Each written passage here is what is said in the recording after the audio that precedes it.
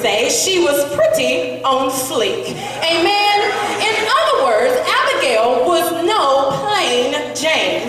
Anyhow, it is sheep shearing time in the city of Carmel. This is a festival where the owners get together to shear their sheep and celebrate the good fortune that will come from it. Abigail, you see, is married to a man with a whole lot of sheep. All of the 3,000 sheep, as well as the men in her family, were once cared for and watched after by a man named David. You see, all the sheep, all the 3,000 sheep can't sit in the backyard. So they had to take these sheep out into the wilderness to care for them. And here is where we meet David. Now you know David, David the shepherd, David the kid with the slingshot, David the giant slayer, David who will later become King David. David.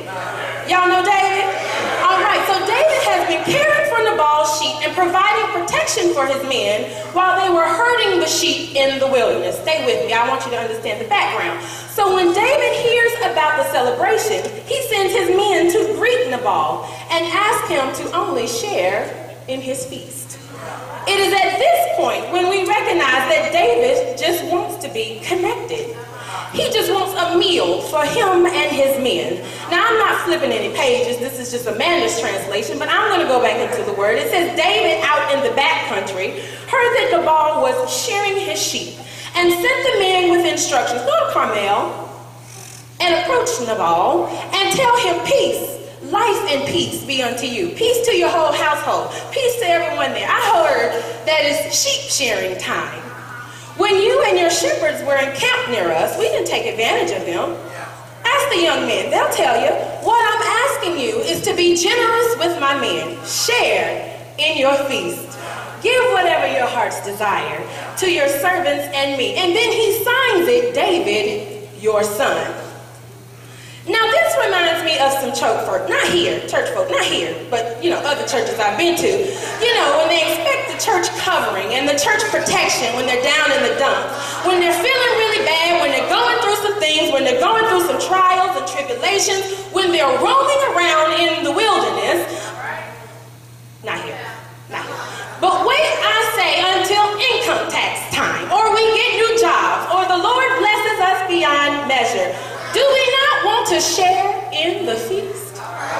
Lest we forget the great things that God has done.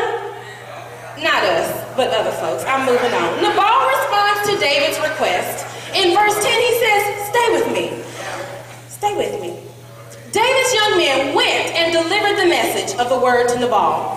Nabal tore into him, or as others would say, he gave him the business. That's what the young people would say. That's what it's called right now.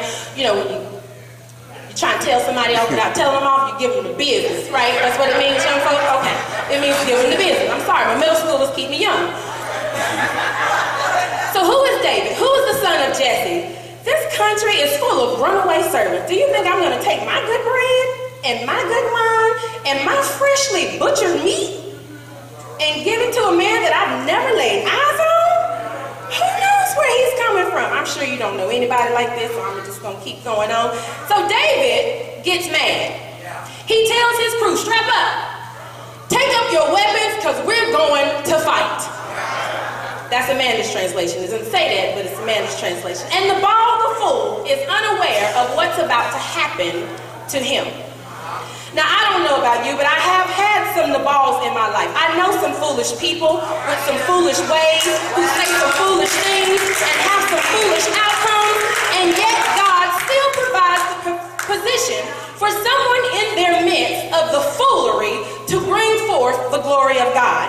God always positions us to be used in spite of what's going on around us. It is at this point where we are introduced to the woman Abigail. Now the text tells us that one of Nabal's servants came to her and said, hey, David sent me into the wilderness and he just wanted some food and your foolish husband told him no. This is Amanda's translation, remember that, okay? You read it, you get your own translation, but this is Amanda's translation. Night and day, they were all around us, herding our sheep. Now, Abigail, I need you to think it over, figure out what you're going to do, because disaster is hanging over our master and his entire household. In other words, they going to kill us.